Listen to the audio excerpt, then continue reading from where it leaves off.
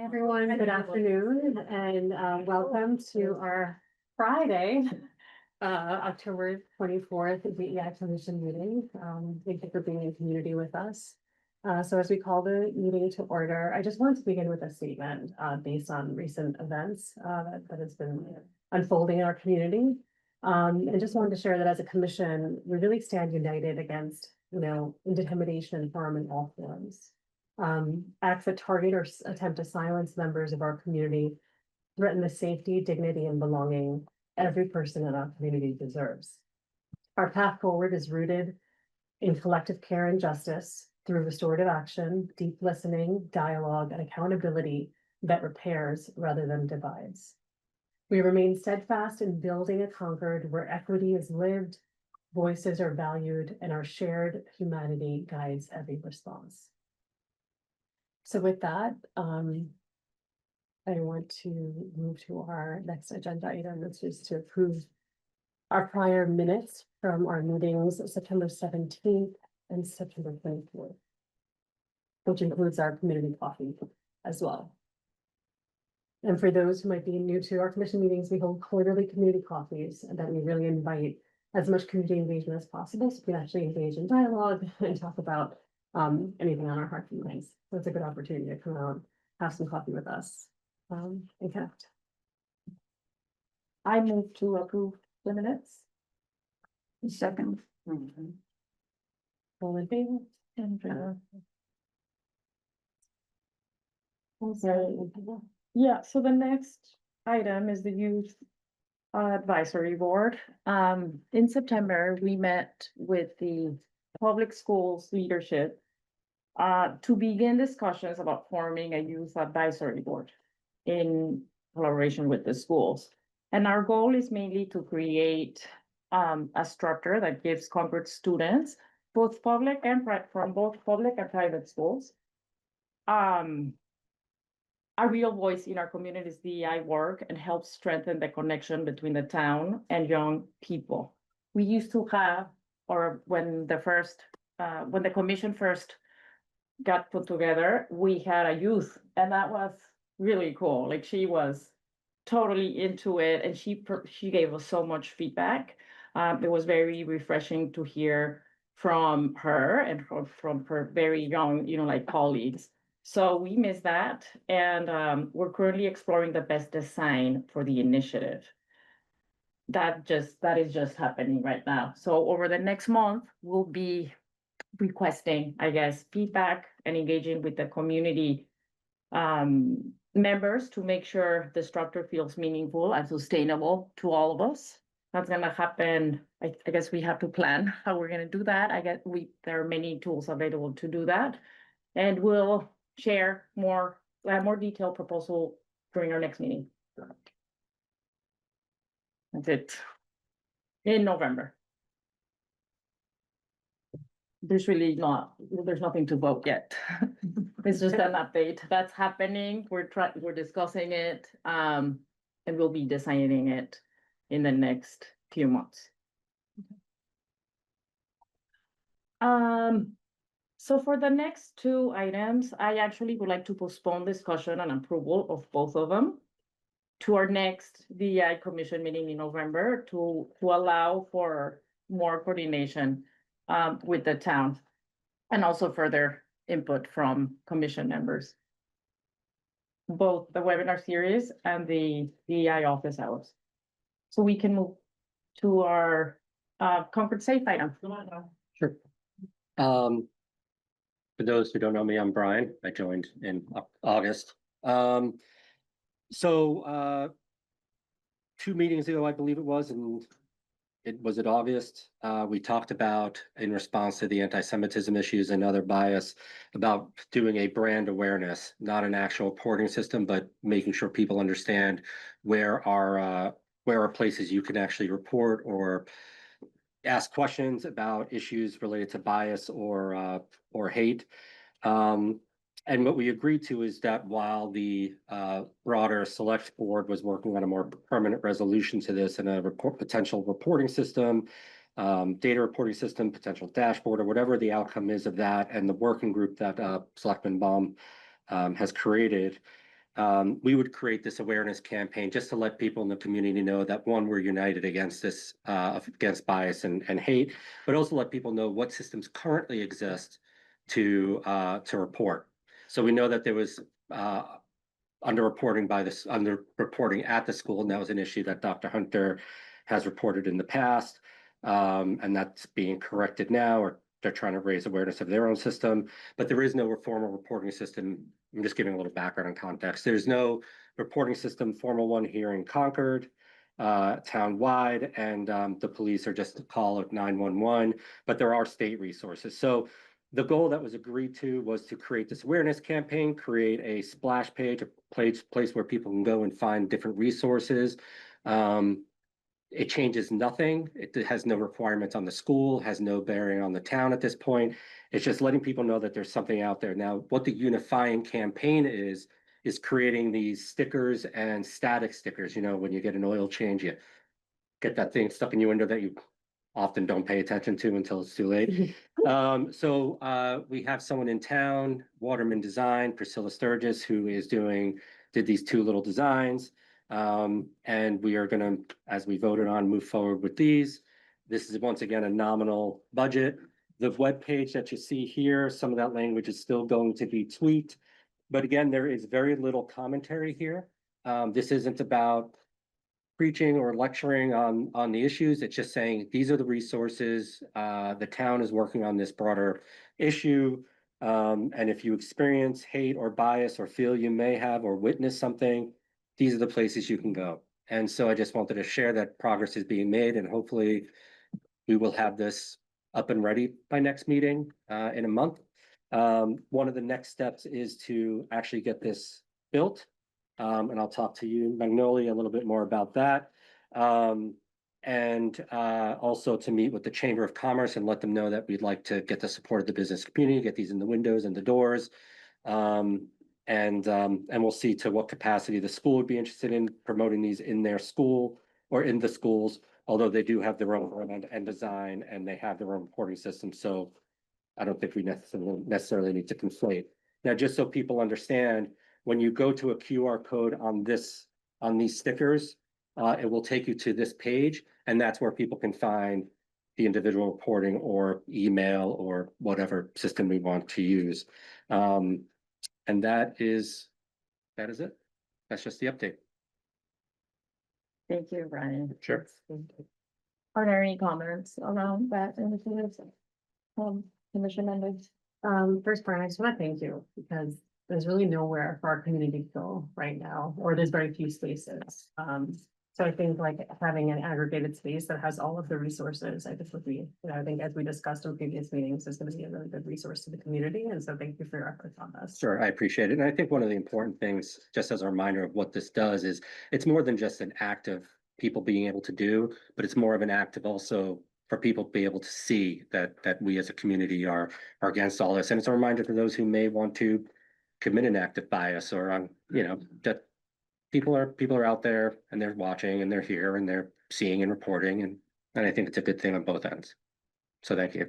Yeah, and I think it creates a common channel of reporting, because right now most people do not know. Some may know to send an email to the commission, which takes a long time to be channeled through. Others just report to someone they know who might know someone who might lead them to the right person to the commission. So having this as a place where you can put in a report, an incident will be very good. I think if it is in several visible places, it will ease. What we need to do is to probably figure out a branding. It's a brand, but how to make them visible, and identify which places will be most effective for the message. Yeah, I appreciate that. My hope is that through the chamber and through the small businesses, just like they did with Concord 250, we can get this on most stores and businesses. I know some of them have their own sort of brand style, so they didn't want big Concord 250 posters, but this is something small that can go to next to their what credit cards are accepted here in this, this store. You see those on every door and every window, but it should be at the library. There's no reason on our buildings here. But the one thing is, there may be some business owners and some community residents and others who just may not want it, and I don't think we should strong arm them into doing it. I just want to be careful that we don't make this something that becomes something they would resent. I don't know why people would. It's small, kind of innocuous, but visible enough to show that unity in the community and the common cause. But I just want to make sure that as we do things with the DEI Commission generally, and also specifically with this, that, if someone has an opposing viewpoint, we're not arguing and forcing. This is something people could accept on their own. I would like to add, but it's also a way for the shops and restaurants to participate. Oh, yeah, that's the sticker portion that was proposed. It's about putting, just like Concord 250, some are willing to put stickers on bags just for like a 1-week campaign of awareness. The potential is that we could also turn some of these into coasters down the road, or maybe when the town launches its official reporting, that becomes more of a campaign. We don't want to overbrand if this isn't the brand that Yes. the committee wants to use in the future. Yeah, I think This is meant to be the interim. a very good message to send to the community, like we're part of this and we're helping. Thank you. Thank you for allowing me to do it. Okay, so our next item.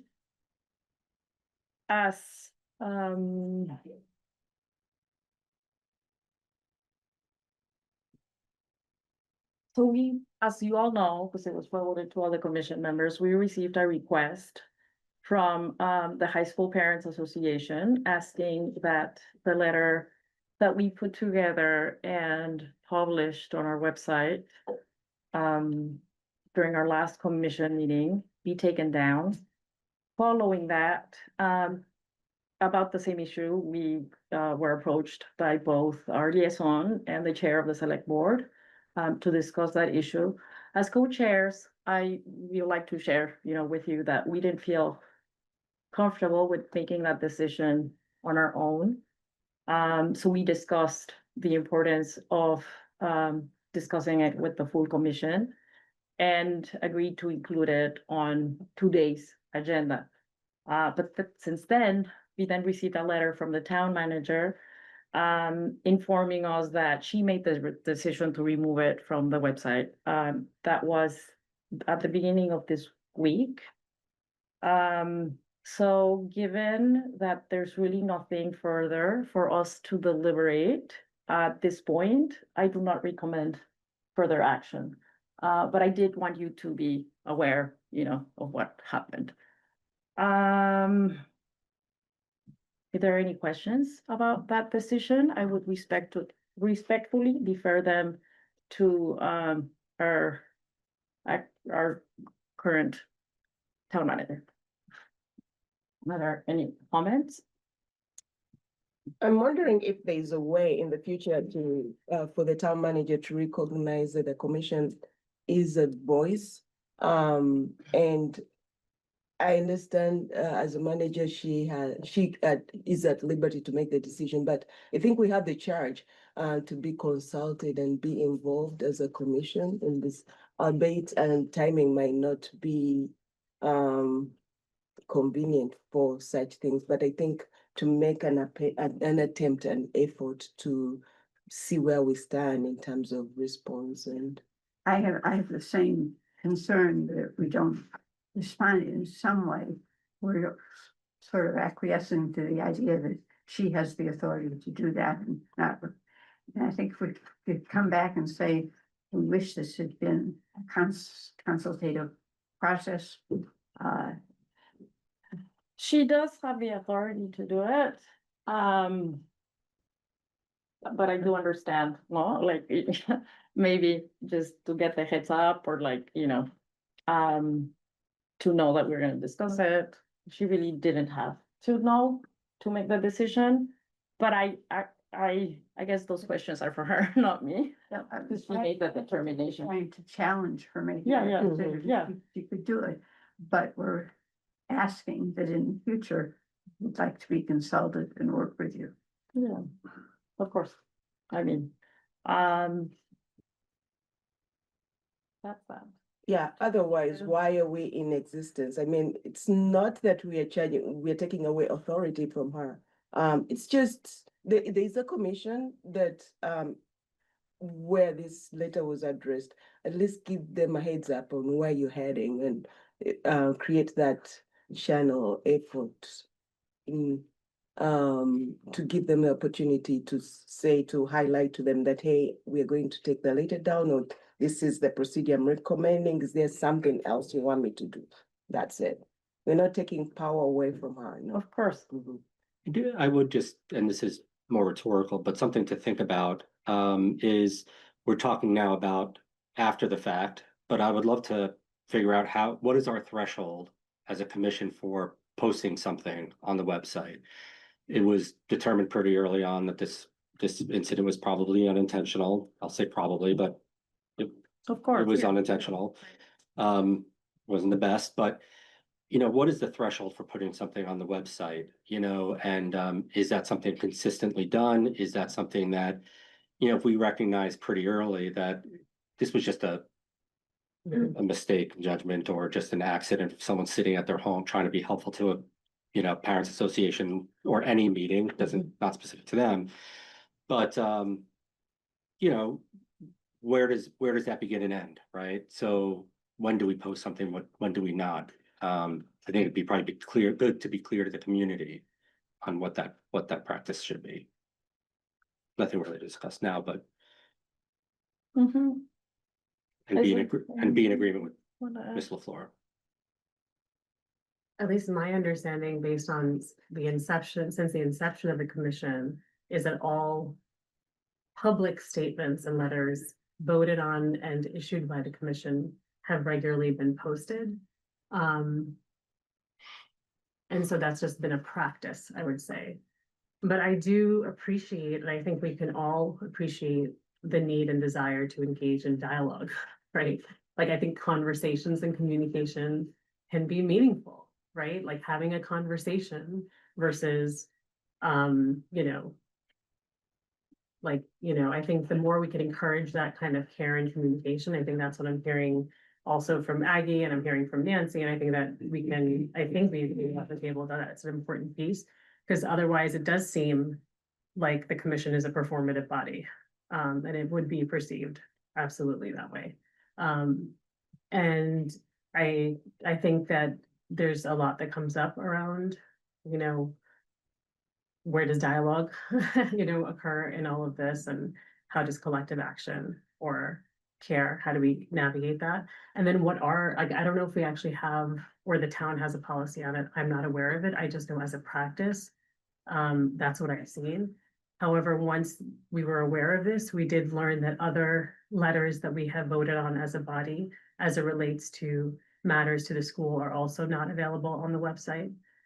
So there is another letter that has, is no longer there, related to Metco PTG, and the dissolution of that. So we don't know when that happened or who took it down, but the reality is it has been, and that there was no communication with us around that either.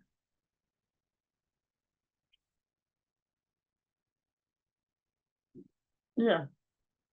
And I think it's a normal practice. We put all our letters on the web. I honestly, I was there. There is no malice. There wasn't. We put together a letter. We worked together on it, and then that was it. So, I think I might be oblivious to those details. But it just felt like a normal practice. But anyways, I mean, one more thing I think we can add is that, we did get an email from the CCHSP head this week. oh, this way? No. To our personal emails. Oh, And then I responded asking if we could have coffee together. So I responded, because we got it to our personal emails, and I said that, they indicated that there would be a presence, of member, either herself or a member of the CCHSPA member here, who would like to record our meetings. And I in response said, wonderful, and can we have coffee together? Because I think I encourage dialogue. Like, I would love to be in conversation or in community so we can actually discuss and unpack, challenges and also opportunities together. So that came to my personal email, I responded. So hopefully there'll be opportunity for that in the future.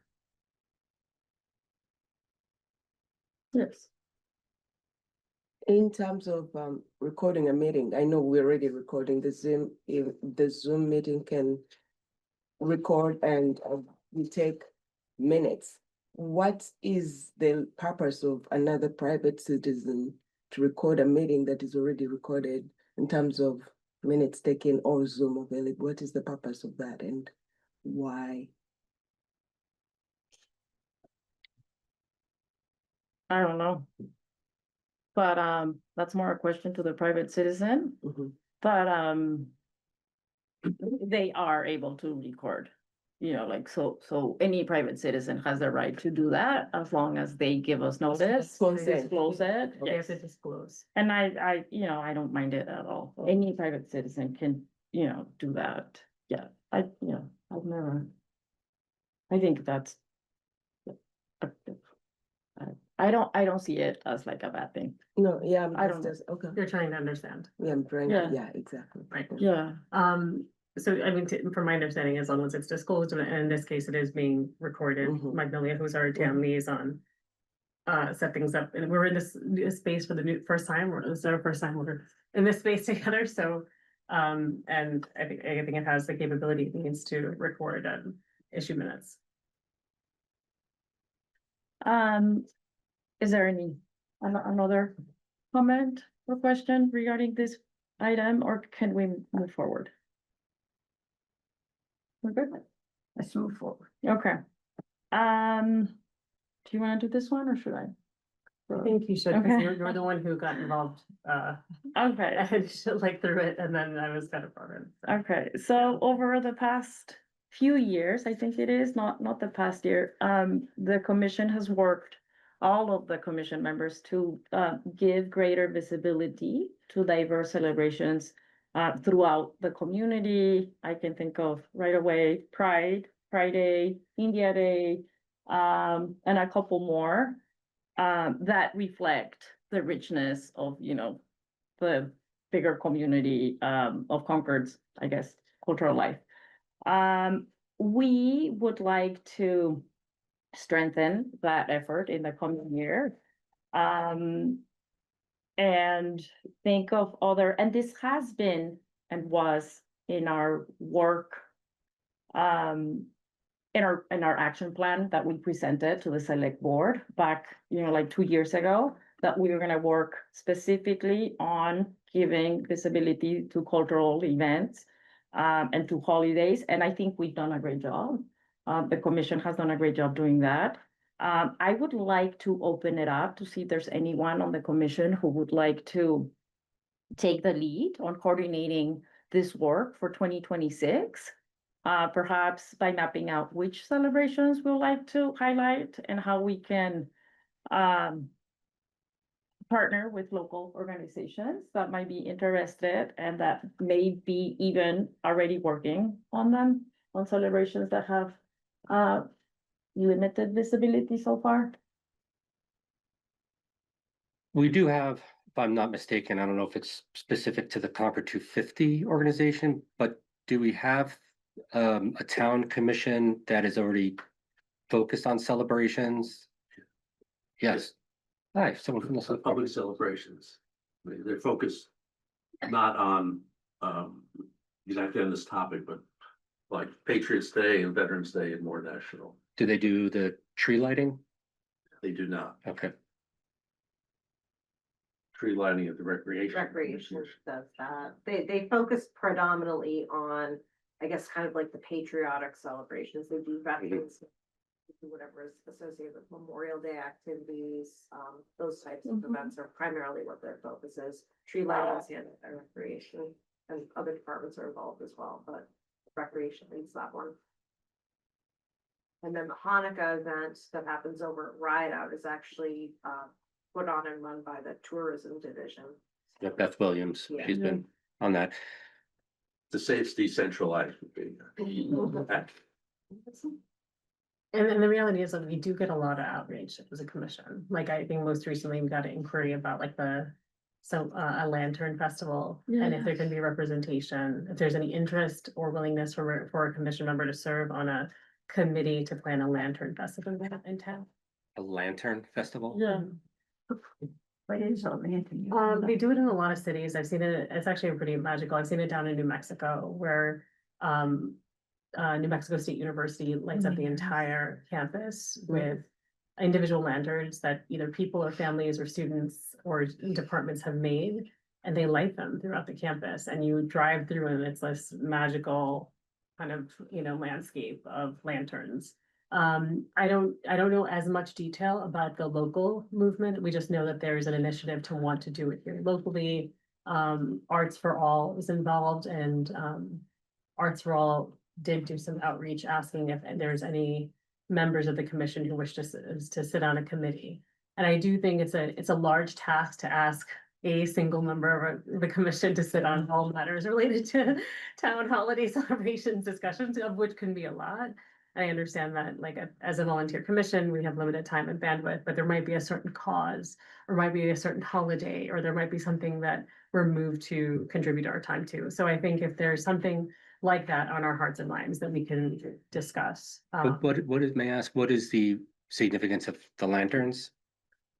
I don't. Is it just a community type I event? think it's like, my understanding is that it's like a community building, community type event. I couldn't help but think of, like, for me, when I think of light or lantern, I think of Diwali, but this is not like a Diwali sort of focused effort, but it does, like, light over darkness, that, so that's what resonated with me, but it's certainly not the initiative of what they're proposing. And Acton, the DEI director in Acton has reached out to Concord a few times in the last few years to propose if we could, like, co-sponsor a couple of holidays. Yeah, jointly do some holidays together. And I think she's trying to have a couple more towns like join. So those are bigger celebrations, and I think it's a great idea that we do that. We just, join efforts and resources, most importantly. Acton has a position. They have a within their DEI county? director. Oh, they do? Many towns do. There's a DEI coalition for the Commonwealth, where DEI directors across the Commonwealth come together in coalition, and the mayor of Malden actually brought together DEI leaders from across the Commonwealth, hosted them for the day. And as we know, our town has a history when it comes to our proposed matter that came before our town through a warrant article that proposed that same matter that has been now pending for years. Following that, if we're continuing that conversation, given the number of issues that are coming towards the DEI Commission, and knowing that we're all a volunteering commission, can we re-ask the town manager to reconsider that position?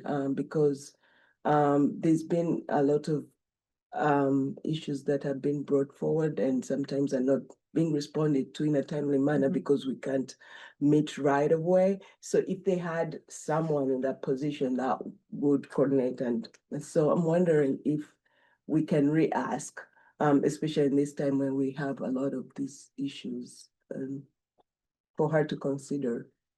So Andrea and I met with her yesterday, Mhm. and as Andrea may recall, I asked several times. Not just yesterday, but over the years, Yeah. we have asked perpetually for a DEI resource. And For the town. response. What did you say that, how would you convey the response, Andrea, that you thought with respect to that matter? I think more than a response, many questions about the reason, like exactly what type of. So one of our proposals was the DEI office hours, but that, until we have more support for that, because we do recognize there is a need. I mean, just, which is why we also brought to the discussion the town holiday celebrations. We got a request from the staff to Weigh in. weigh in on the Hanukkah celebration, and if we should add elements of other holidays to the tree lighting ceremony. I gave them my professional opinion, but but I'm also co-chair of the of the DEI Commission, so it ended up being like, why don't we open it up for discussion? Yes, of course, let's do that. But there's so many questions, someone who with DEI expertise should be able to help, and somebody who has the bandwidth to actually follow through and support. Not only, I guess, the staff, but also other town organizations. Of course, if there was someone who could do that, like as a, 8-hour a day. An official role as job, opposed to yeah, no, there volunteer would be so position. much more. Because we do have limited time and bandwidth, and like we're trying. What do I tell you guys? Like we try, we do so much. But of course, so yes, I do see the virtue of having a half-time or a full-time DEI director. This was like this one proposal on the agenda meant to be a more affordable alternative to that. Having some, like a DEI expert provide office hours, just like a couple hours a month, but I'm not sure that can happen either. That's my answer. Like, all really good questions, Ivy. Mhm. All really good questions, and the ones that we share as well. And to answer your question directly, can we ask? You guys. Yes, we can ask. We've asked before. We can ask again. Invite her to a meeting and we all put her to church, that we are asking as. We can ask, of course. And we have members of the leadership team in this room. It's not like, so it's not, we certainly can, but we have persisted in asking for years. And we have brought it to town meeting. We Voted actually, on as a community. we did the research. We put Extensive research. together a Job recommendation, description, like a 10-page. comparative analysis of what other DI directors are paid And across. the how- company. Submitted that, and so that happened already. The warrant article happened. So I'm just not sure what needs to happen Yeah, for it to happen. I guess, yeah. I if don't I know. could just piggyback on what you're suggesting about being a volunteer, I think it'd be really good if we sat down. I don't know how we do that, regarding public meeting laws. Right, But sit down, and maybe it's not about making decisions, but sitting down and having a conversation at some point about what does 2026 look like? What are we being asked to do? What do we want to do? Because it feels like it'd be good to say, all right, we want to do youth advisory board. There's going to be a conversation about the webinar series. The Concord Carlisle Against Anti-Semitism is going to, hopefully, crossing our fingers, may get some funding in the future, and is going to participate, hopefully, with Beth Williams and others to further, promote Hanukkah. But we're talking about inclusion of other holidays, whether at the same time or, there's a lot we're talking about. I think putting it down in sort of, a plan of opportunities, and then discussing in formal session, what are the opportunities we want to support? Because for something like the lanterns, it sounds like a really great thing. Maybe it's just, we don't have to be a part of it and be part of planning, but maybe it's just DEI Commission says this is a great thing, and we say it's wonderful. Maybe it's not adding another meeting. Maybe there are some affinity groups at the schools, whether it's at the high school or in the middle schools, that want to participate and support. I think there are a number of things that we talk about wanting to accomplish. We should just put them on paper and just look at it in full scale and scope.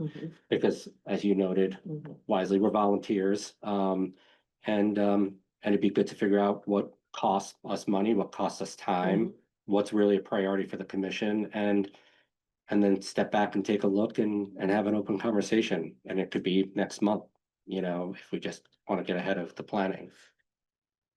I think that's a great idea, because I think we need to plan, and I think we also need to recognize that the next year is likely to be a difficult year, with lots of forces bringing pressure on all of us. Concord is not immune to what's going on in the rest of the world, rest of the country. So I think planning and deciding what will be effective, what we can do. It's worth taking some time. And I think when it comes to planning, again, I would say, is it our role to plan everything, or is it our role to just enable the opportunity for people to know that the center of town isn't necessarily just for the tree lighting and Christmas, but if you have a holiday you want to celebrate, it can be visible. You reach out to the town, you make an inquiry, you talk to us, and we provide feedback on how to get it done, and we can support it or not support it, but it wouldn't necessarily be me or us to plan Hanukkah, right? Right. I'm just using Hanukkah because it's personal. I don't want to offend anybody else, but it's something that's been discussed. But I think is there an access to funds through the town, or do they have to fundraise and pointing them in the right direction? I think we're an advisory, but we're not a do it all, Mhm. right? I don't know. Yep, rightly said. That's right. And also, I think even just clarity on the process and path for many organizations or members of the community that want to, say, for example, initiate an initiative like you're just mentioning, like, what is the path for that? Where do they go? Who do they speak to? Is there a form to fill out? What body should they be going before? Because I agree, I don't think we certainly don't have the, human capital capacity to do it all. And there's obviously with limited time and resources and such. So I think we can do what we can. And ultimately, like, if we can at least know what the process is, that we can guide people where we do get a lot of inquiry as it relates to town holidays and celebrations and what could it look like. I mean, seeing the evolution and the growth of, Pride or, other celebrations in town. It really shows very visibly what is possible in town. But I know that, like, they have planning meetings that practically run through the entire year. There's a significant amount of time that goes into that. There's a key champions across sector, across systems throughout the town. So similarly, if we had a little bit of a, policy or, plan blueprint on how to make those things happen, I think that would be certainly helpful. I don't know if there's a resource that already exists that we can provide folks or. So who from the town partnered with Concord Pride and that organization to pull together? Because it was town sponsored to some degree, but it was, if I understand correctly, a largely citizen led execution. No. No, so that started as part of our action plan from 2023, I think. And can you just highlight the focus areas for people who may have not been following us as closely? Yes, in let me find 2023? it. There were so This focus is when no areas one used to where, come to our meetings. Yeah. And it would be a pretty intimate crowd, but. and we're very yeah. popular. So it was a reporting mechanism, a hate and bias incident reporting Right. mechanism. Yeah. We've been working on that for years, and I am very happy it's, finally happening, and that the select board is actually, supporting that initiative.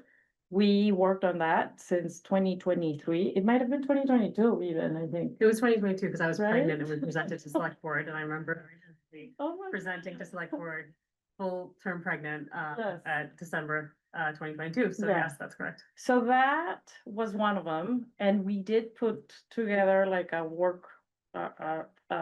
a group who met with the police and and we interviewed a bunch of towns who have put together an incident reporting mechanism.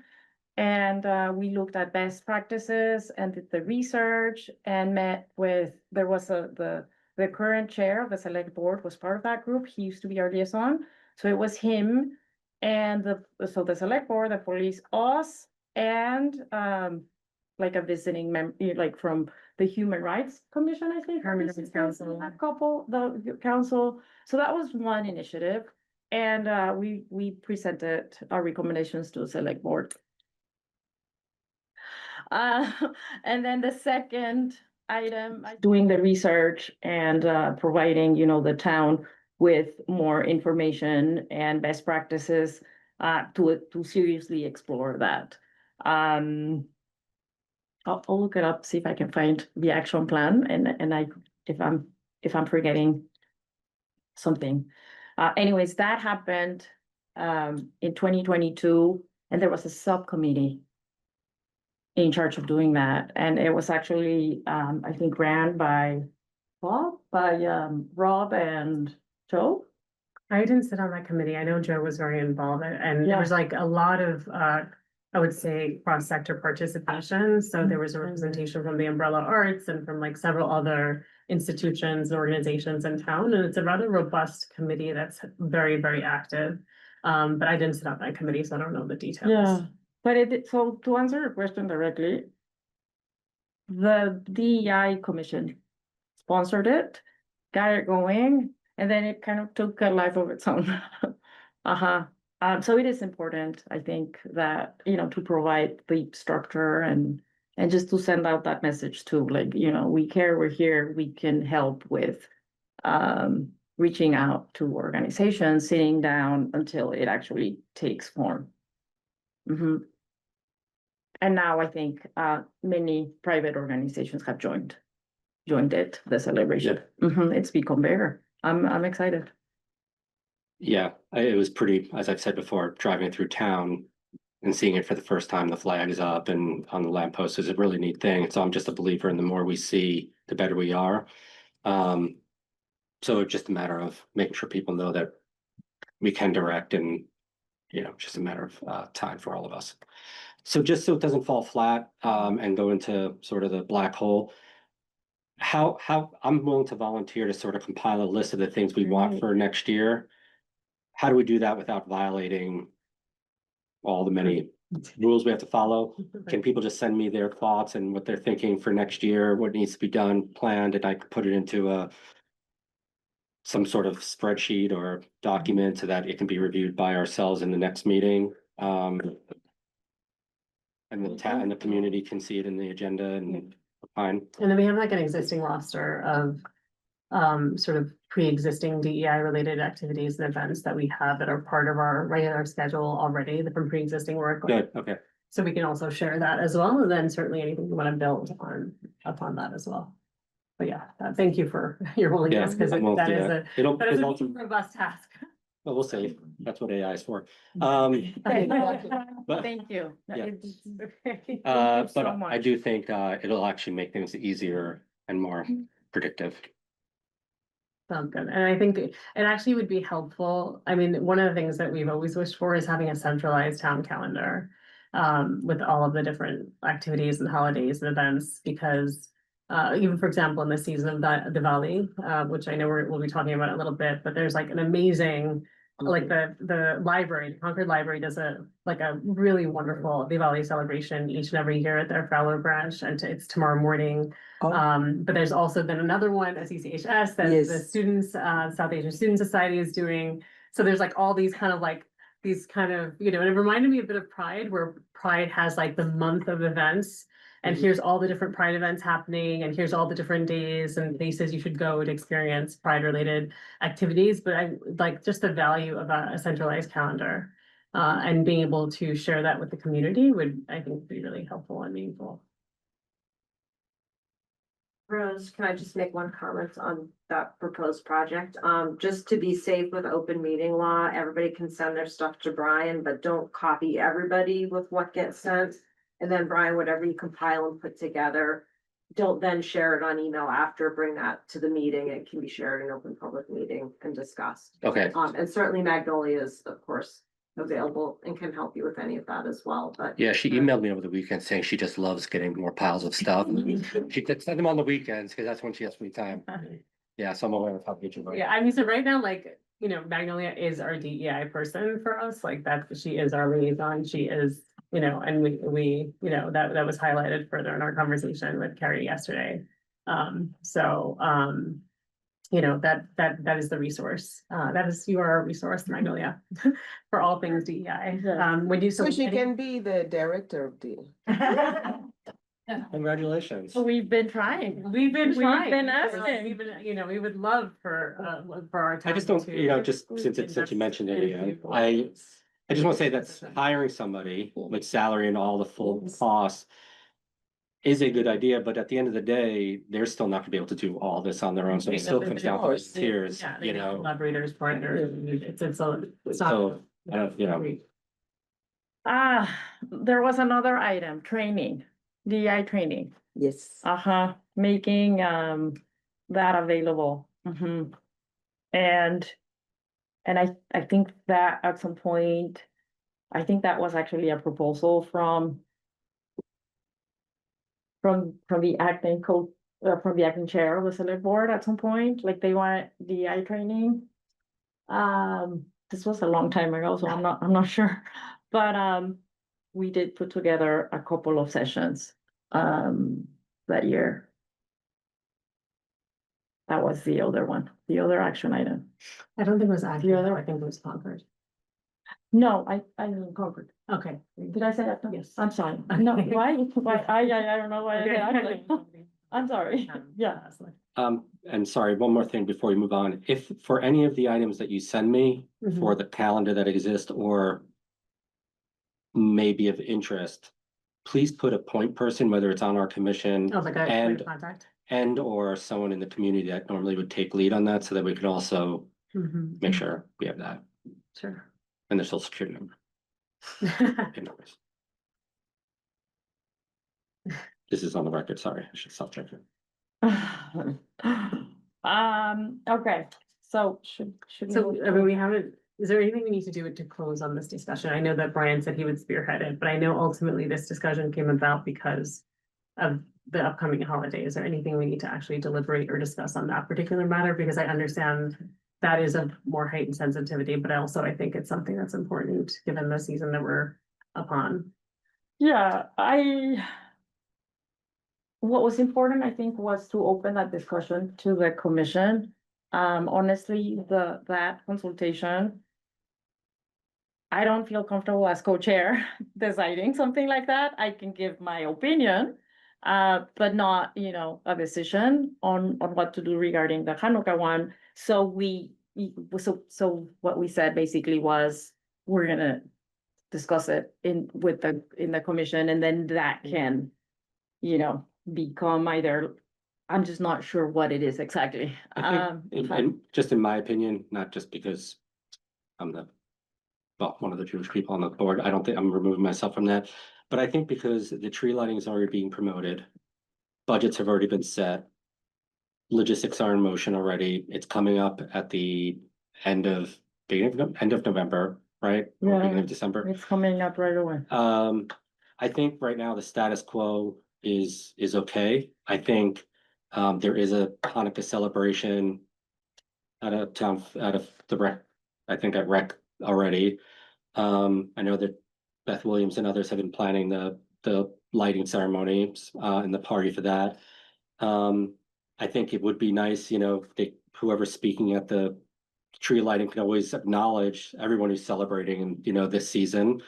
But I think it'd just be complicated. I think it'd be complicating, or it would complicate things to try and reconfigure things. And I think that is, again, probably a challenge. I think next year may be a better year to really think through how to be inclusive and give up town space for Diwali or others and give people center stage a bit, so to speak, at the appropriate time for their holidays. And I would say, just jamming all holidays together is a challenge in itself. It may be a message that isn't the best message to send. Just checking a box, giving people their due attention is something we should discuss and how to do that. So my suggestion for this conversation is just, let's keep going. Let's recommend that the town just keep planning and doing, see how they can incorporate just a message of peace and joy to the new year and everyone who's celebrating this winter season and Hanukkah or Kwanzaa or whatever.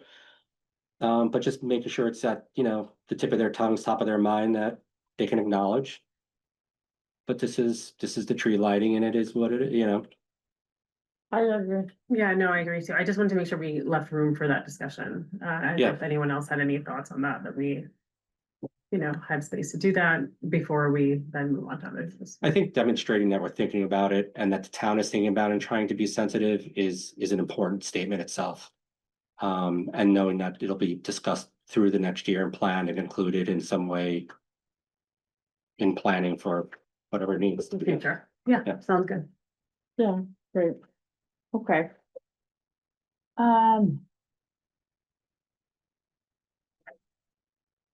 This one or put on? So the meeting format and accessibility. So we've received consistent requests about increasing virtual accessibility for our meetings. And I think and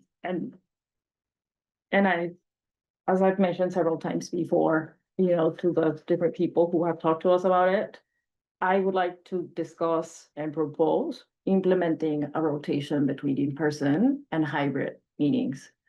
After this meeting, maybe starting in November. I guess there's a history, we used to do only in-person meetings at some point, and then with the pandemic, we switched. And then at some point, we alternated, and that's what we did for like a year and a half. That worked really well. I would like to discuss that and just hear what you guys think about that.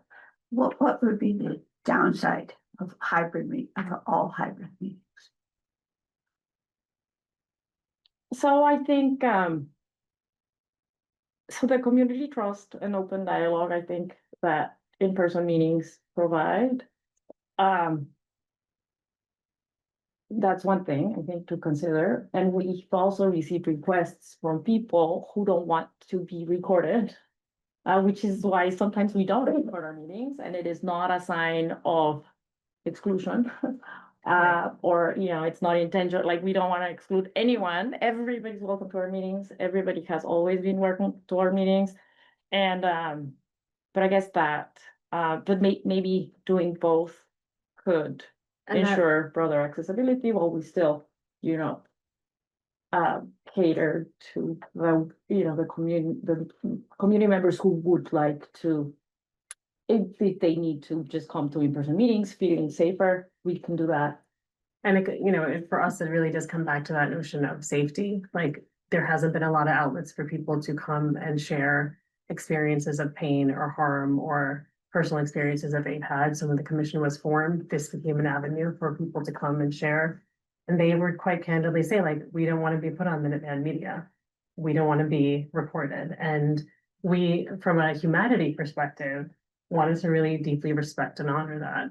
So it's this balance of, like, how do we ensure as a commission avenues for psychologically safe spaces? And the coffees have been wonderful where people come and approach us and share things. It's obviously not an official meeting in body, but we have a quorum there. We still got to take minutes. We still got to, so there is this balance of, like, we want to be accessible. We want people to tune in. We want people to engage with us. We want them to be in dialogue and community with us. But how do we balance that with remaining accessible, remaining a space and a place that people feel they can approach us, no matter what it is, if it's like a social media post, if it's an email, if it's a gesture or an experience they had at a store or whatever it is, like, they're coming to us for us to respond and take some kind of action that will create some form of collective care or collective action. And I just feel as though, we should discuss this as a commission, because needs have evolved and changed, and there's obviously an increasing amount of things that are happening related to DEI. Honestly, it feels like on a daily basis in Concord. And I would like to add something. I think DEI related matters have to do with identity in many cases. And anything to do with identity or a violation to your dignity or someone else's dignity in the community is very emotional to all of us, in every group. And I think it requires, like, a special attention and consideration, which is why I would like to keep the in-person meetings, to just have this alternation between both. I don't think, that, I think that's a good compromise. And I also That's my think, proposal. and I know that ultimately the DEI office hours was another way we thought about approaching this, like, if people needed resources, people want to engage and share. And sometimes, like, it's really hard, for example, when people write into the DEI emails, when that doesn't directly go to us, right? Like, it comes to the town the town then, so there's a ripple effect that happened. That's not like it's all of a sudden hitting our inbox immediately. So, and people, I think there's a perception that somehow like we're not Yes. acting quick enough, we're not doing things, you know, we are all holding multiple responsibilities and in multiple places. And there's sometimes we physically also can't be here, Mhm. right? So there's lots of converging realities that we're navigating, but also want to be responsive to, you know, all community members who want to engage and share, but particularly in those who are marginalized, who access our commission in a way that they are seeking avenues of safety, advocacy. They're afraid to come forward on their own. Mhm. And that's why we often sometimes end up writing letters, because we are the only body sometimes people approach for whatever their matter might be. Just playing devil's advocate, I don't know that anyone should consider this a safe space. In terms of the general sense of safe, I don't, you know, people should consider it safe. I guess it's up to, right? But, you know, I can imagine there's gonna be a request to record every meeting that we have at this point, right? I don't think the request for this meeting to be recorded is a one-off. The Mhm. last one was recorded. And also I was trying to read up on that as I try to continue to learn, you know, how this committee works and what the laws are. Yeah, Um, but once it's recorded, it's allowed to be transmitted in any communication vehicle at all. It can be posted on social, you know, and we also have had reporters sitting here yeah, who, through the kindness of his own heart, decides to put his pen down. exactly. But when the person, When asked by a member of the public. but any reporter does not have to do that. Mhm. And so I feel like people who have an individual concern that they want to share with the DEI Commission can set up an appointment with a member of the DEI Commission, and that should be encouraged. But I'm a firm believer in public meetings in this modern age are public meetings. And so I think about, not to discount the needs of an individual who may want periodically to come up and say a few words about their own safety or concerns. I'm, you know, sympathetic and empathetic to that. But I think about all the people who have skin in the game in our town who either can't attend meetings physically, but also the people who may not live in town, but have significant skin in the game, who come to, you know, our schools or who come to work in our community, who, you know, have day jobs or hourly or whatever. That maybe they want to participate remotely or they want to watch the Zoom replay at their night shift at a job somewhere. Which probably put them to sleep more than anything. But I'm really on the fence about that. I'm feeling like the more open we are and accessible we are, offering people the opportunity to make an appointment with an individual, because we can't all meet with them together, nor is that a good use of everyone's time, but to bring those concerns back. I believe in the press's right to cover and not put their pens down. I believe in people having more access than less. And I think it's just good transparency. And since it's being recorded anyway, people aren't gonna stop recording. So that's how you know, that's how I feel about it. I don't know that that's my vote yet, but I'm just raising the concern of that. Let me push back a little bit on Please. one of your, the first one, that people are gonna record it anyways. If they want to record it, they can put it up wherever they want. That's on them. And they can do whatever they want with that recording. But I think, you know, that's their problem and they can, you know, and I'm not saying they're gonna do something bad. I'm Right. just saying that's their own, whatever it is, it's, you know, like it's their decision. I think, our problem is, you know, to provide and be very clear about and you know, communicating this to the community. There is a safe space here, you can come, you know? But you are being recorded You're being recorded, and it may not stay in this room. it's okay. but not, But By us. but think about also the times where members of the community have come into these spaces and specifically asked, I want to be given anonymity. I do not want my name recorded. I will share. They have asked that specifically, most recent, like even just a couple of meetings ago. So I just, these are real issues and challenges.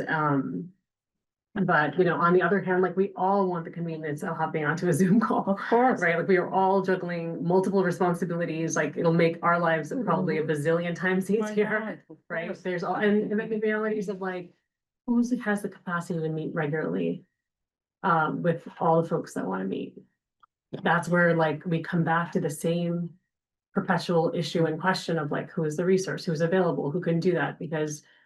We are all limited in terms of our availability. We don't have an office in the center of town where folks can just come in, and so that's what we kind of thought about, like maybe we should go an office hours route. Maybe there should be a rotating base of DEI commission members that then cover X number of hours a month. And we kind of initially thought that quarterly coffees could serve as that purpose, which to be like a community space, low stakes, right, for folks to just come in and dialogue. But, this is a reality, and I feel like, and the needs of the community have shifted, right? Mhm. And I think being responsive to that, I mean, some folks even propose like, why aren't we meeting more frequently as a commission? But the reality is like, I mean, we know how challenging it is to just get everyone together and to, with everyone and their schedules, so. Yeah, and you Um, mentioned the word convenience, which I think is right for us and for some residents. I'm just thinking about those people who the word isn't convenience, it's necessity. And you know, yeah.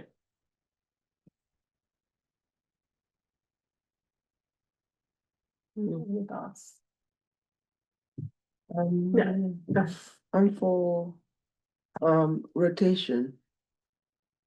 Like 6, 7, I'm kidding. Rotation, for, yeah, we do every other in person and then virtual, in person and then virtual. Well, and then those who don't want to be recorded can come in person and say and attend the in-person meeting. Then the alternative one, they can stay off, they can stay on Zoom if they want to be anonymous. They don't have to indicate their name or presence, and they can turn off the camera and, yeah. But I think that, and I am thinking about, when we talk about, we have to think about people who are disabled. And now it's getting colder. It's hard to get into meetings. We have to think about people who really are also working. And for me, it would have been easier to jump on Zoom. I just happened to have the day off, but all those things. Yeah. Virtual participation has so many. I see the value. Absolutely. Yeah. I'm just trying to be mindful, Yeah. And I would say then that I think our it- meeting minutes need to be full and comprehensive so that those people who can't attend an in-person can feel like they understand and know what has happened. And so I would almost suggest that we just record every meeting and just run it, make sure that we have everything that was discussed here and what the resolutions are for these discussions. So that people who can't, attend, are still kept in the loop in a very, and it's done quickly and thoroughly. Because that I think would be Another. bad government. Yeah. Against the DEI, No, and I Commission. think G generally works hard at trying to keep all of those things really tight, and I think Who's that? you know, I'm sorry. our clerk, He's our clerk, yeah. but she makes the last 2 meetings, I think. Yeah, which is why Magnolia has turned Yeah. on mechanisms that can do this for us, right? So Yeah. like, because when G is not available, there's another solution that's being proposed, and it could be an ongoing resource, right? To kind of speak to what you're, and I'm open, I just would love for us to find a solution, understanding the convergence of all of these needs and realities. And it sounds like we're not gonna find a perfect solution. So maybe what's being proposed, doing alternating in person and Zoom makes sense. You persuaded me. And historically, that has worked well for us. Well, I think the commission as a body would need to be deliberate. I know that summertime is always a wash, and then the seasons, Mhm. it's like hard to predict our calendars, but I do, and I certainly like for planning purposes, I think if we could at least over a period of time, schedule dates out and we know like, okay, these are gonna be in person, these are gonna be virtual, it gives not just the commission, but the entire community the ability to plan accordingly, to know where they need to be or what accessibility would look like. And the other consideration that we have discussed as it relates to just meetings in general is the fact that with respect to the youth advisory board, for example, like youth can't meet at this time because they're in school. Yeah. So the realities of like having a time that they can actually access and be present in whatever shape or form that is possible for them. So that's another piece that we need to integrate. So if this youth advisory board is activated, say by next meeting or this year, then that's another consideration to consider in terms of like, should we be in the center of the town so they could just walk to our meeting after school, or do we need to be on Zoom, or do we, just in terms of proximity and place and in terms of access as well? Mhm. I don't know, I think a cool idea for that, if Dr. Hunter were feeling like it would be okay for security, I'm not gonna speak and presume what would be right. But if we could bring the DEI commission to the school once a quarter or twice a year and let all the students see it and have the youth advisory council be part of it, but I'm an idea guy. I don't think Yeah. of details. It's gonna be open for a private school kids too, like all the youth, but yes, I think that's a wonderful idea. Mhm.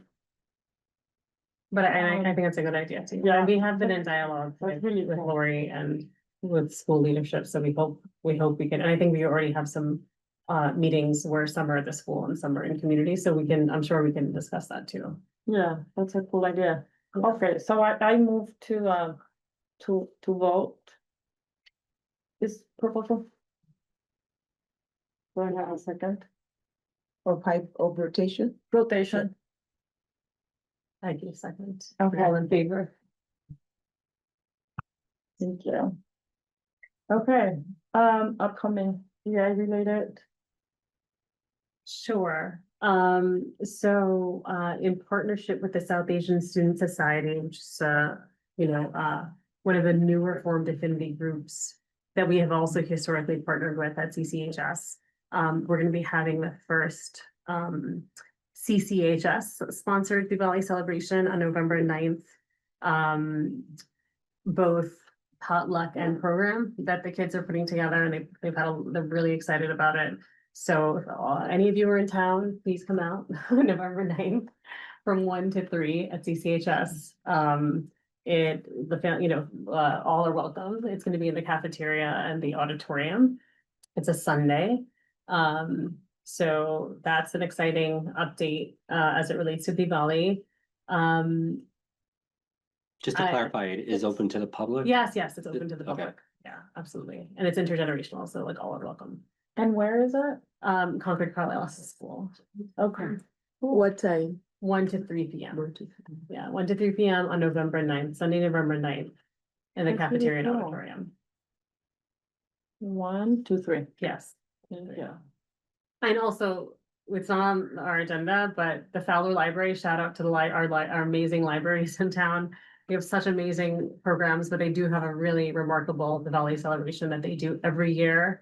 They were really the OGs of Diwali in Concord and outside of homes, in community, and then Fowler does a phenomenal job of activities, and that is tomorrow, October 25th, from 10:30 to 12 p.m. at Fowler Library. It's a really like family friendly, they have indoor activities, outdoor activities. It's always bustling. And they put a lot of heart and care into that. So if any are available and would like to come out, that's another opportunity to engage. And then I'll also just speak to our community coffee, or we have our next community coffee, where we encourage wide participation from the community to come out and engage with the commission. We always have our partners from the police division there also who thankfully sponsor our coffee. And we always try to get the good one for them because it's a nice open space for us, and that time will be posted as well, but it's usually around the 1 o'clock mark on December 3rd. And then can you speak to the Ellen Garrison? Um, I know that we got that email. I am not actually sure. So there is an Ellen Garrison event, which will be held on November 4th. Magnolia, do you have that in front of you? 6:30. Can you just speak to that, please? Just- 6:30 at the Ellen Garrison Building, the Concord Middle School. It starts at 6:30 PM. There will be some tours. And led by the student leaders actually before the event, so that's around 6 o'clock. And I think there's going to be a little program after that too. And I think this is sponsored by the Robbins House. And the Playbook student leaders, is that correct? Yeah. Any other updates as it relates to Events? yeah, related events, planning or announcements that any commission members want to make? That isn't already highlighted or previously discussed I don't think that we should know about or. I just want to ask, continuing this conversation on the events for Diwali, the Ellen Garrison. So I know people can subscribe to issues of importance to them on our website, on the town's website. Do we maintain an active email list and ever communicate through that? Do we know how many people are on it? Because I think if these are DEI related or, you know, supportive events, I think first of all, I think it's great to celebrate and share that these events are happening. The fact that there are students at our schools doing this, and leading it, same with Ellen Garrison, it's a school related event. I think it'd be good for people to hear about these consistently, not just in this case, but especially because it's larger community and students.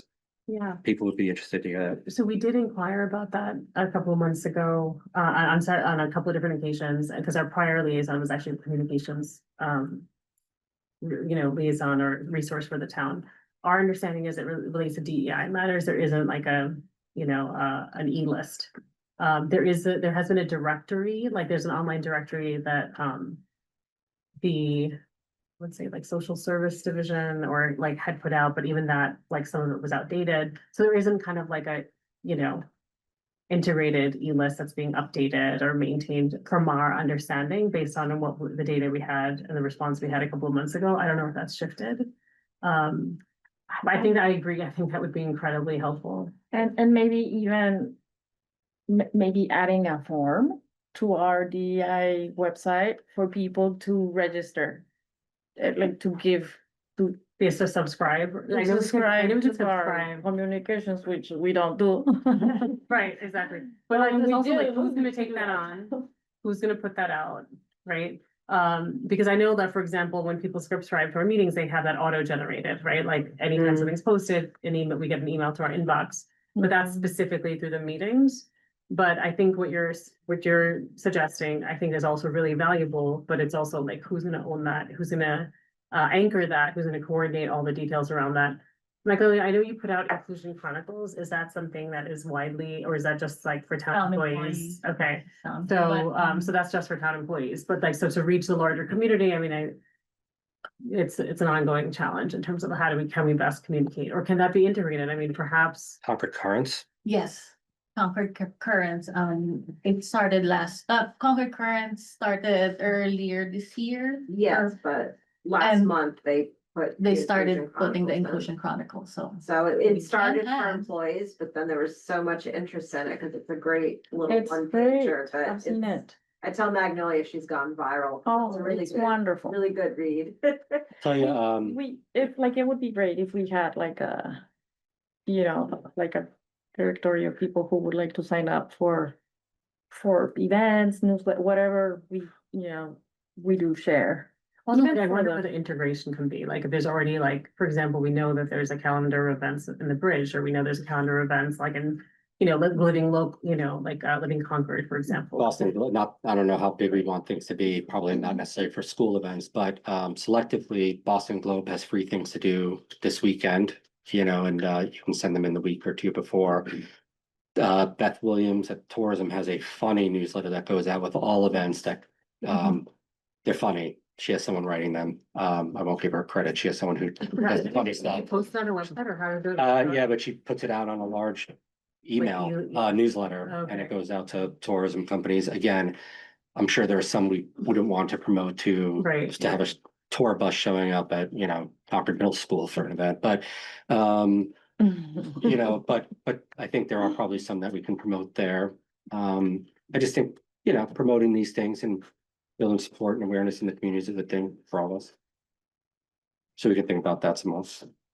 I won't volunteer to complete. Yeah, I was gonna say, like, I'm the communications person, on here. I can communicate clearly. I won't take it on. Because Think that is about the it. reality is like, you're right, there's a lot of need, there's a lot of interest. But like, how do we best get that communication out? Because I agree, like, folks want to know what's going on. Okay. So there's really nothing to vote on, No. right? no. Okay. So, let's move to the next, the public comment.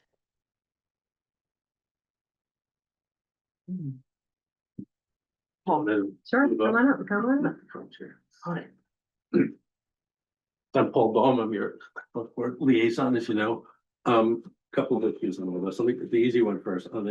I also liaison to the public's celebrations and ceremonies committee, and as you heard today, we have a decentralization of a lot. I'm gonna recommend here, and I'll pass it on, that the various players, Beth Williams, this commission and ceremonies people can get together and discuss for next year, how to maybe improve the communication, how to improve the synergy.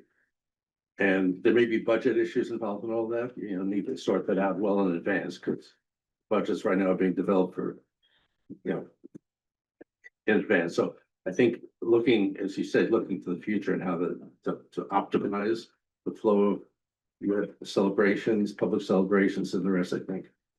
I would counsel you to do that. Let me just address the issue of the nature of the meeting, the in-person versus hybrid meeting. As your chairs will know, your co-chairs will know, I've been having discussions on this for a while. I think it's really important for this commission to have all meetings in a hybrid form. And I'll explain why. Now, so you discussed an in-person meeting and recordings, but in between that is the ability for the community to participate in the meetings in the hybrid form, with of course, there's recording with that. I think it's going to benefit this commission and the community. It benefits the commission. You're doing some really good work right now. Aside from the individual needs, you're doing a lot of good work, and the community needs to know about that. And I think the more the community knows about that, there'll be more buy-in from the community and more support for what you're doing. And the only way you're going to do that is going to spread the word and get more participation. So the hybrid form is really the way to do that. Now, there are ways to respect the individual needs for confidentiality. You mentioned one, maybe they're one-on-one meetings.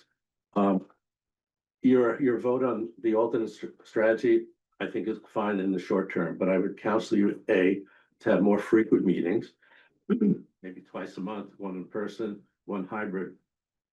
And for the in-person meetings to only have the public comment. Your real business items, the real business issues need to be out there before the public. So if you're going to have a hybrid, the alternate meeting, I'd say have the full agenda for the hybrid meeting and have a more limited public comment meeting to protect the individuals. That would accommodate the needs that you articulated in the format that you're suggesting. But I think you're going to need more frequency in the meetings to do that. I just want to read a letter that I got. It was sent to you and was sent to the select board as a resident. And this is anonymous. As a town resident who's interested in keeping abreast of your work, I'd like to be able to participate and stay current with conversations that relate to equity and belonging in our town, as well as some of the issues that the DEI Commission plans to discuss related to our schools, such as the letter that you discussed. Please remember that working parents need advance notice to join meetings. The DEI Commission's upcoming meeting notification and agenda were not posted on the town website, until yesterday morning. So this is another issue about planning, scheduling your meetings in advance so people know when they're coming up.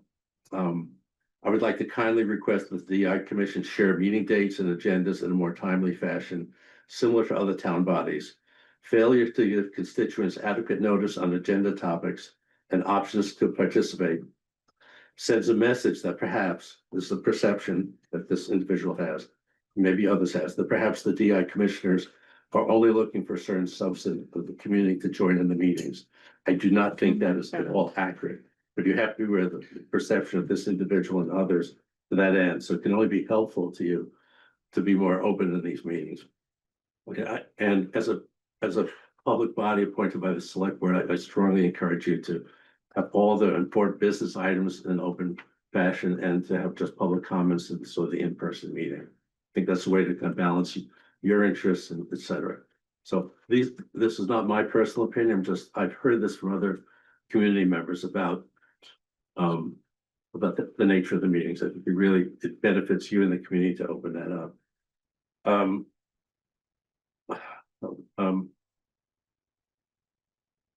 I want to comment on the letter that you talked about, the letter that you posted that got withdrawn. Full disclosure, when that letter was posted, and I was at the meeting where you voted on that, and I supported that the letter be issued. It was a surprise to me that actually got posted on the website. Other people asked me, how did that get posted on the website? And the nature of that letter is a little bit different because it wasn't to an organization, it was to an individual on behalf of that organization. And so there were some questions, why did that get posted? How did it get posted? And since there had been an apology concurrent with that letter, why wasn't the apology posted? These are comments that got back to me. There is a policy, APP 55, which I discovered, which governs the way things are posted on the website. Now, it hasn't been a policy that is enforced, and I think maybe Carrie Lefort had told you that, but I think we need to, we as a community need to be more vigilant of what things get posted on our website. Certainly reports, and you have a lot of documents that are posted. You have a statement from your commission that's posted, but a letter that seems personal seemed to be a little problematic. And that's why through various discussions, myself and Mark Howell encouraged Carrie to think about pulling that down. So I'm not just going to put that on Carrie. There was a discussion about that, very thoughtful discussions. I just want to let you know that happened. The last thing, I'd like you to complete the new charge for the commission. It's been on your website inviting comments since September 15th. I think the new charge is really important. So maybe the next meeting you can kind of wrap that up and kind of get that, because right now there's a charge, that extended charge. So if you've gotten enough comments on that and you feel satisfied, you should vote on that. But right now, I think the new charge really embodies some of the new things that you're doing. And I think it's important to have that charge. So those are my comments. Thank you. Anyone else? Well, that's good. You're looking at me. Yeah. Go ahead. Okay. I'm Robin Bachman. I live in Concord Center, and I have a ninth grader, so I'm new to the CCHS community as well as a sixth grader at CMS. I just want to start by saying that I really support all that you do. This meeting has been really nice to come to and get, a real perspective of who you are and what you stand for and the work that you're doing. I love the idea of the youth advisory group. It sounds like it's geared towards high school age, which is great. But I would even encourage that to come down to the middle school level as well, to garner interest in their future years, as well as it's important for them to learn and be engaged earlier in their life. I also love the idea of DEI training and hope that can be also carried over into the community, and just open sessions if it's possible. I think there's lots of organizations that can benefit from that, and would love to see that as well. And say, yeah, really appreciate all that you do. The reason I came today is because, like I said, I'm a new member of the CCHS community and have taken on the role as class parent for the class of 2029. Class rep, thank you. And in that role, you know, I've had dabbled in some community engagement, like helping with ninth grade orientation, but have really taken on the role of posting to the class of 2029's Instagram account. I've learned a lot from this. Haven't totally been, you know, social media savvy in the past, but really have appreciated what that forum has given to parents. It's a way for, at least for me, to feel like we are engaging them within the community, letting them know what's going on at the high school and with their students. As a person who's new to the community, that is so important because there's so much going on. But I came today because I wasn't aware of the letter until, you know, it was posted probably a week after. And in my role was a little bit taken aback that, you know, I hadn't heard more dialogue. I've heard from you guys today that, you know, the importance of engaging in dialogue is something that you value. And I think that's something that needs to be reciprocated as well. If it's something that an organization is, can, you know, use help with, in terms of a DEI context. I think most organizations, especially ones, that, you know, such as the Parents Association, which are here to benefit the community, would be open to. I know personally, reading that letter and being new to this role kind of made me wary of continuing. There's a need for more help in terms of communications for the Parents Association. I'm considering that. But before I did, I felt like I needed to come here and hear, you know, what might potentially be an obstacle in that role. And, you know, I would say everybody that I've met that's part of that organization really is here to do good. And what that letter conveyed to the larger community is that we weren't, and that was like really kind of disappointing to me. So moving forward, I know that this is what you're about, but I want to let you know that the way I feel about the commission is that it should be a place of outreach and education, and not promote a sense of we're being policed, or any organization for that matter, or, you know, fear of admonishment in a volunteer role or any role in general, or as a person. So I just wanted to, you know, give a perspective of somebody that's, you know, been a pretty active part of the school community in the elementary level. But I am new to, you know, the next level. And the last thing I want to say is in regards to recording today, what prompted that is there was no Zoom link on the agenda. So I don't know if that was something that was somewhere else that, you know, might not be as familiar with. So I know, you know, sounds like similar, the person that wrote to you didn't know that this was going to be accessible to others, and also the timeliness of posting minutes as well as recorded meetings is not always, you know, what the public is looking for. In fact, I couldn't find any past minutes in the past couple of meetings, but I could be, you know, that website leaves a lot to be desired, so that could be a me thing. So thank you, and thank you for allowing me the opportunity to speak today. Do you want me to move forward or am I okay here? You're welcome. Okay. Well, I'm Kate Phelps. I live at 7 Clark Street and I see that you have a letter for me, on the table, which I appreciate.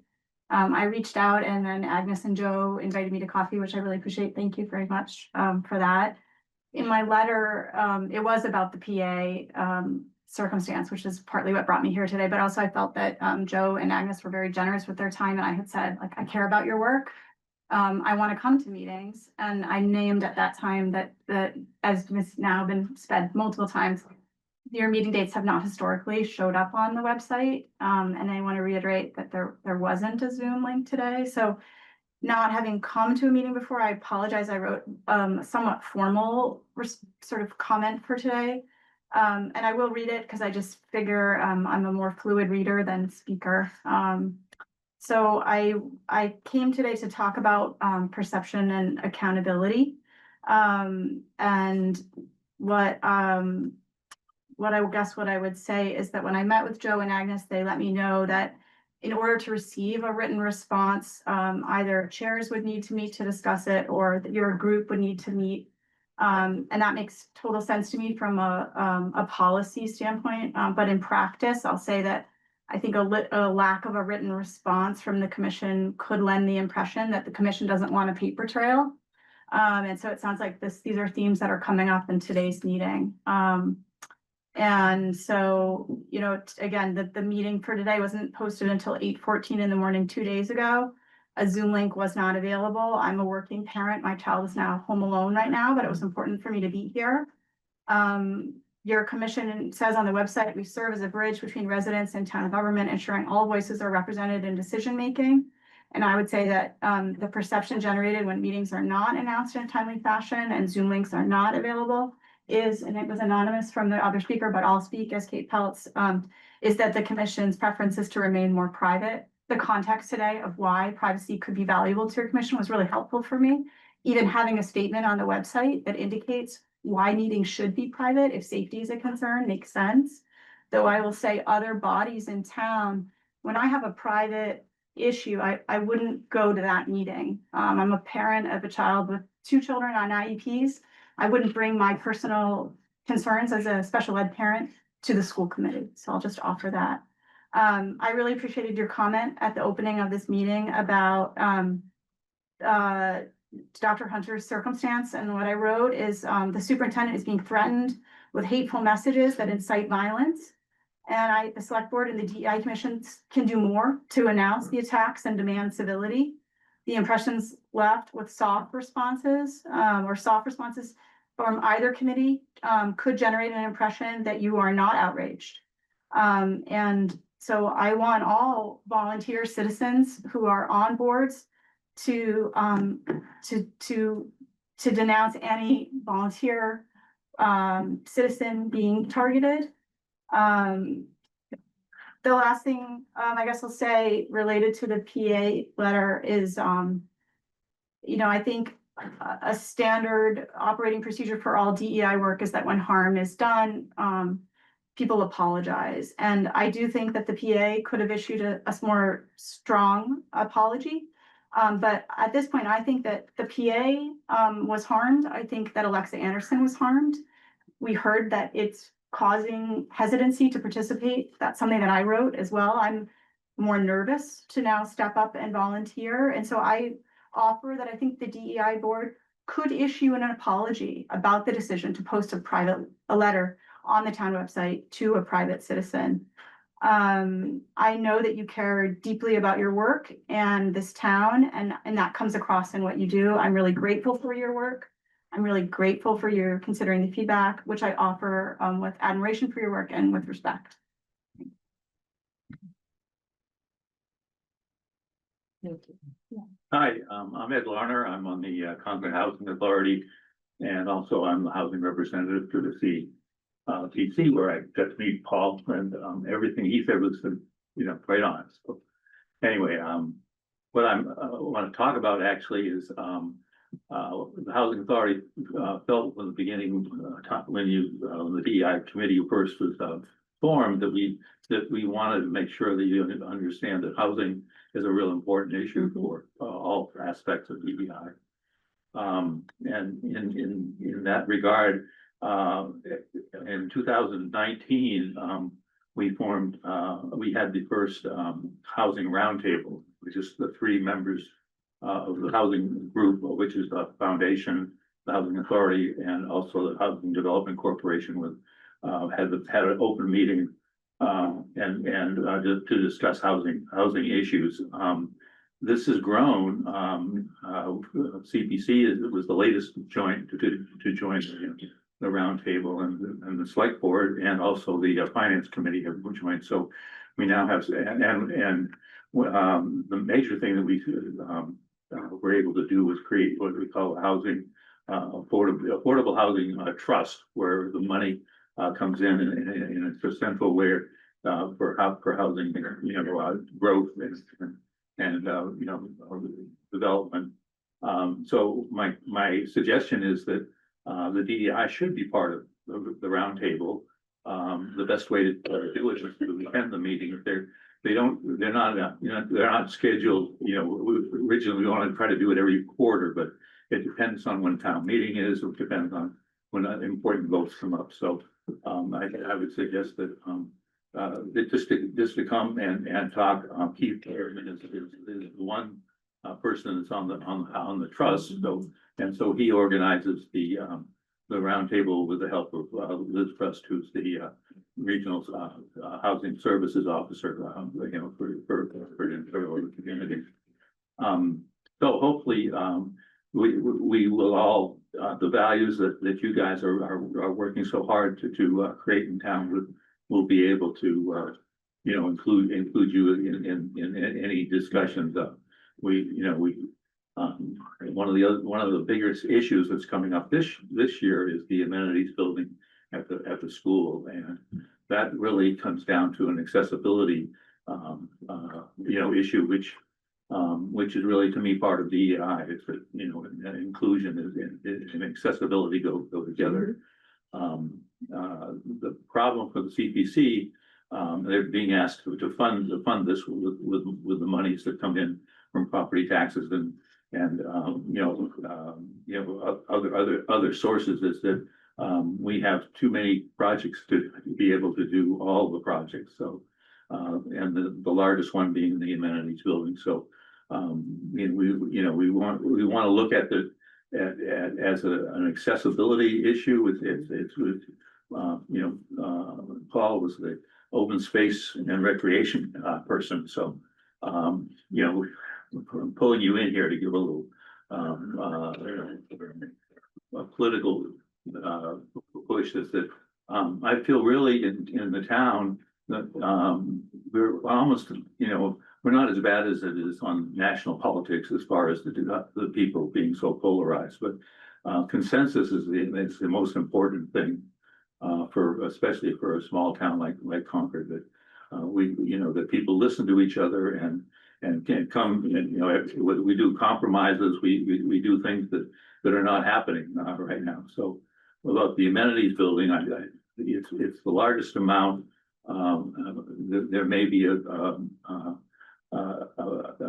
way to find other projects that aren't quite as important and reduce things, but we really have to come up with almost $2 million in reductions in all the projects that have been approved. So hopefully we can hear the voice of everybody. The DEI committee would hopefully come from the accessible point of view.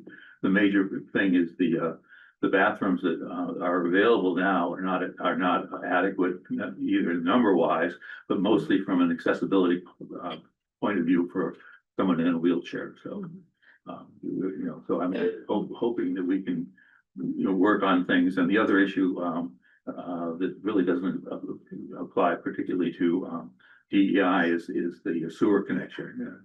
We have a limited amount of town sewer available. So and no decision has been made on how they're going to solve the problem of the sewer the waste that we produce by this amenities building. So anyway, just, The DEI Commission has submitted a letter of support, did you not, as part of the effort for the CPC application. The amenities, they have submitted a letter of support. for Yeah, that. yeah, what I'm saying is, we all need to get together and see what and how we get this thing done. Yeah. And, if it has to be put off for a year, that would not be a very good solution. I've looked at that, maybe, we should fund the sewer portion, which is about $250,000, what they're estimating it's gonna cost. Because, if they can't solve the sewer issue, I'm not sure whether we should go ahead with the project, so. But anyway, I'm just hoping, to get, the DEI people, coming to the round table and also seeing what is being done with the CPC, so. Anyway, that's, the other thing, and on a more, less political point of view, although it has kind of become a political issue. On the celebrations in town, I was so disappointed when we took away the flags that were put up for World Peace Day. I think it was October 4th recently. The town purchased flags from over 100 nations to be put up, like we put up the American flag on patriotic days.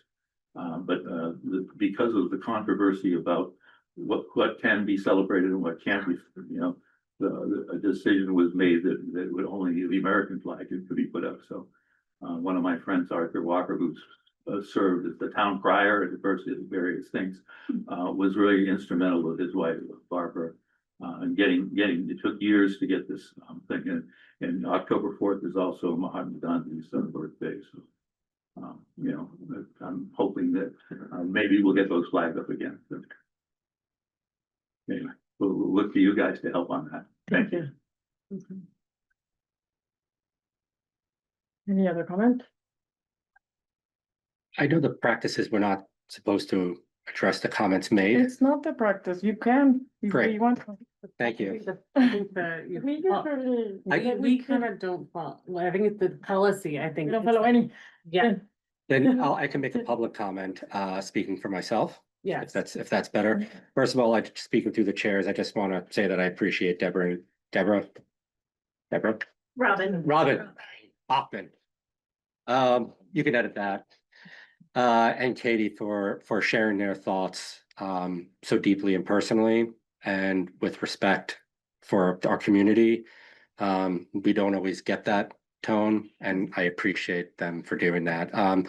In response to the selectman who spoke about maybe increasing the frequency of our meetings so that we can incorporate a time when it's full public comment that may not be recorded and keeping business public.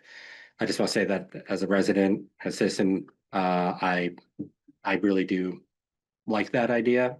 And I think since we've heard of predictability being an issue and posting our meetings earlier, I think perhaps the commission should think about setting our calendar well in advance, so we can start building that as a better culture and better practice. So I think that's probably something we should talk about next time, to figure out the best process for that, unless the chairs of the commission just want to lay out some dates for the first quarter of next year and just keep it, not the full year, as that may be unpredictable. I do want to say something regarding the dates. We are volunteer parents too. And I have a startup and I have a company and I'm running around and I have a dog with anxiety, I just learned. So and it was on me. I did not turn the agenda on time. I didn't submit it on time. So we had to change it. And it was embarrassing. And I called all the commission members to apologize, including our liaison, including it was on me and I'm really sorry. And I think everybody has biases, including me, no? And we sometimes identify them, sometimes we don't. they did not have like a bad intention at all, and we're not trying to target a specific group of people. Never, that is never gonna be our intention, and that's not the reason behind all the changes.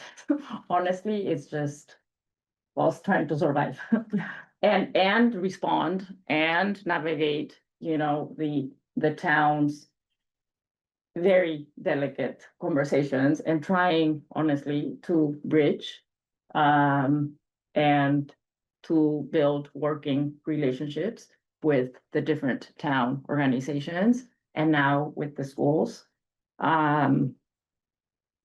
So I think that's important for us to say very clearly. And if there is any perception of us not doing that, please do come up and just ask us, or because it really isn't at all. And I also want to say that nothing is also like not personal at all.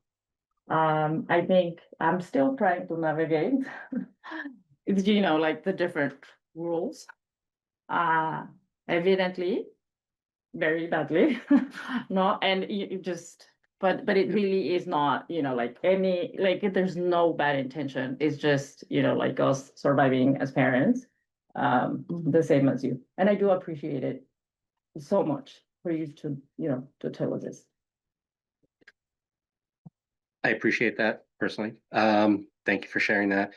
But I just think it's just commenting on a best practice, and I don't think anyone is specifically thinking about, I wasn't specifically thinking about today's scheduling.